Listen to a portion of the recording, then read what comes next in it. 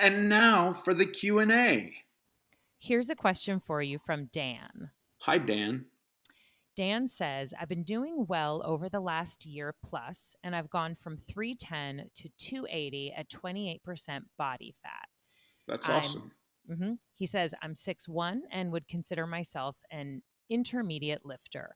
My current primary goal has been fat loss and navigating the sweet tooth that has been a lifelong struggle. I thought I made it clear to my wife, it's just us and a dog, that I don't handle the junk well when it's in the house. Last weekend, she invited some friends over to watch an NFL playoff game without asking me. Not a huge deal, but her friend is a baker and she brought a bunch of crap that I couldn't resist. I still tracked everything and was appalled to learn this one night and the next day leftovers completely destroyed my week, over 2,000 calories above my weekly goal. Should I look at this as a one time bump in the road, or do you think I need to reiterate how important losing this fat is to my wife? Or do I need to work on myself and learning how to say no? I just found it difficult to avoid when the junk was brought into my house without asking me, you know? Yeah, that's a tough one. I think definitely communicating with your wife is a good idea, but I also think like you know um, I'm a sober guy, and if somebody brings a 6 pack of beer into my house, I'm not drinking the beer. Um, I, there probably is a 6 pack of beer in my house because my wife keeps it for company.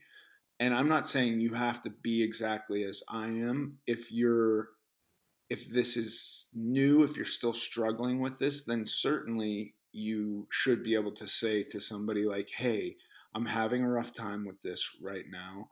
I don't have my bearings. I don't have my feet under me entirely yet. Can we I'd like to feel super safe in my house, so please don't bring any delicious stuff that might tempt me."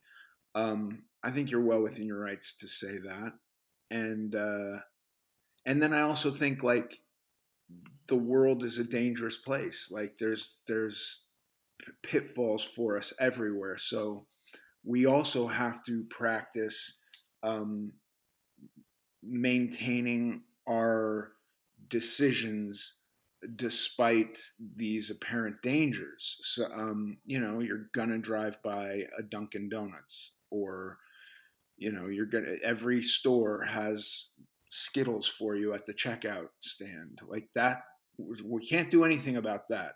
And I understand in your house that's another thing, and especially if you're still feeling like you don't like you're gonna have a bad night, have a conversation with your wife, explain this to her. Your wife sounds pretty cool that she's inviting people over for the football game. I don't think my wife ever invited anybody over for a football game. I don't watch football. Is your wife the football fan? That sounds like a cool wife.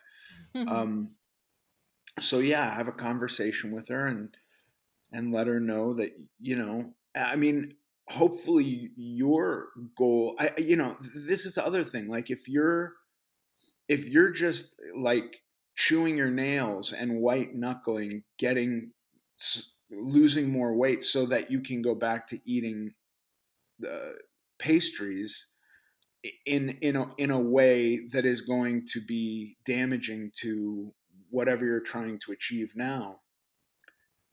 I don't know. I would not recommend doing that. I would recommend, if you got to take some long break from them, fine. But the world is not going to get rid of delicious pastries. And so being comfortable with having them come into your house for a night and not eating them might be just a game you have to play with yourself. You know what I mean? Like, I don't like going to bars, but I can go to a bar and not have a drink. I don't know if I would have done that in the beginning of my sobriety. It definitely took me some time, but I didn't expect to feel entirely safe about this forever. I knew that there were going to be instances where I was going to have to exert more personal responsibility than normal, than in the comfort and safety of my own home. And that's something I've had to deal with myself.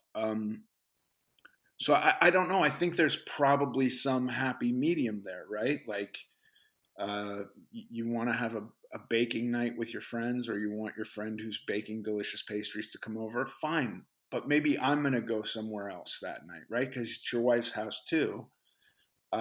Just let me know ahead of time, because I really don't want to eat this stuff. And then I do it, and then I feel like crap. It screws up my whole week, something I worked really hard for. Like, that seems like a perfectly fine conversation to have. And that's similar to a conversation I've had with my wife.